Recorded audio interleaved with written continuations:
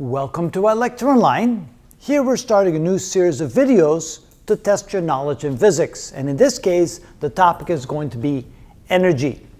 Now, these are not your typical problems. These are a little bit more challenging, but they also add a lot of understanding and knowledge about the topic. That's why we do it.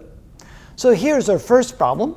We have two objects. They both have mass m, and they each move with their own respective velocities. Mass A is moving at velocity u, and mass B is moving at velocity v. So their kinetic energies relative to the Earth, because their velocities are relative to the Earth, are 1/2 times the mass times u squared, and 1/2 times the mass times v squared. And of course, the bars around the u and the v indicate that we want their magnitude squared. But those are the kinetic energies relative to the Earth.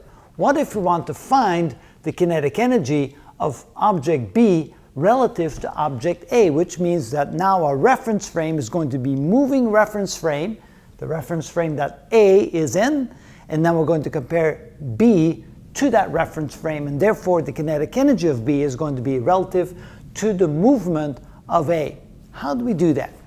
Well, first we're going to find the relative velocity of B relative to A. So the velocity of B, and of course it's going to be vector quantity, the velocity of B relative to A can be written as V minus U. V being the velocity of B relative to the Earth, and U being the velocity of A relative to the Earth. So let's draw a vector let's draw the vectors of that and see what that looks like.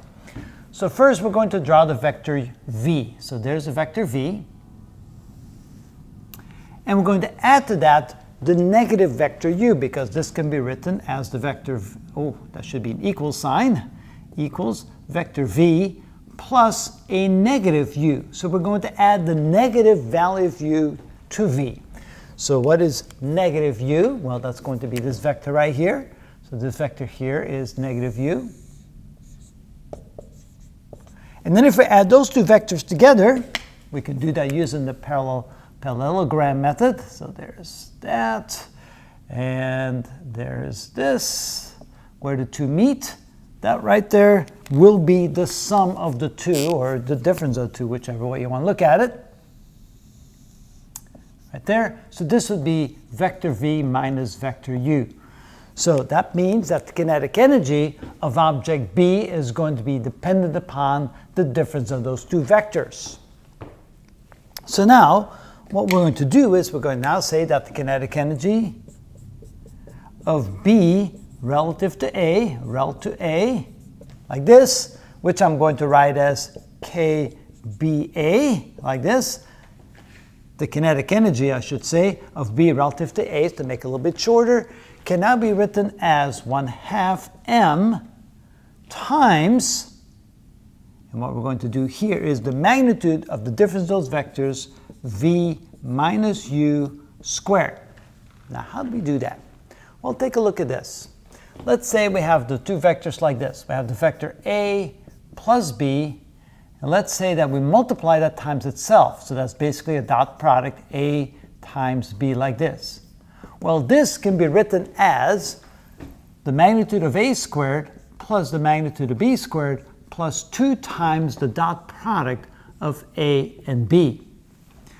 What if we have the difference of vectors? Because after all, there we have the difference of vectors. How do we deal with it there? Well, we can say that a minus b dotted with a minus b can be written as a plus minus b dotted with a plus minus b. After all, that's exactly what we did here to subtract one vector from the other. We add the negative. So then if we apply the same rule, then this would be equal to a squared plus b squared plus 2 times a dotted with the negative b, which can then be written as a squared plus b squared minus 2 times a dot b, by transferring the negative to the front here. So then we realize that if we're going to multiply a minus b times a minus b, in other words, if we're going to square the difference of two vectors, that can be written as this. So therefore, the kinetic energy of B with respect to A is therefore going to be equal to 1/2 the mass of B times this right here, which is going to be the magnitude of U squared, or V squared. I guess we have V first, so the magnitude of V squared plus the magnitude of U squared. And I don't need to use the bars if I don't put the little arrows on top, so let's get rid of that. So it's a little cleaner.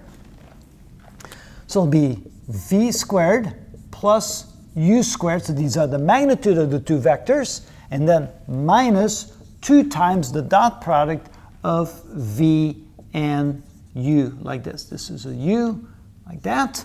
So notice that the dot product will be a scalar quantity, and let me rewrite the U. It doesn't look very much like a U. There we go. That's a little better. So in other words, the kinetic energy of B with respect to A is 1/2 times the mass times this quantity. Now, this is the product of the two, so therefore you can see that this will indeed give us the magnitude of the difference of those two vectors. And that is how we determine the kinetic energy of an object with a vector motion of 1, like in this case V, relative to another object that has a different vector motion U.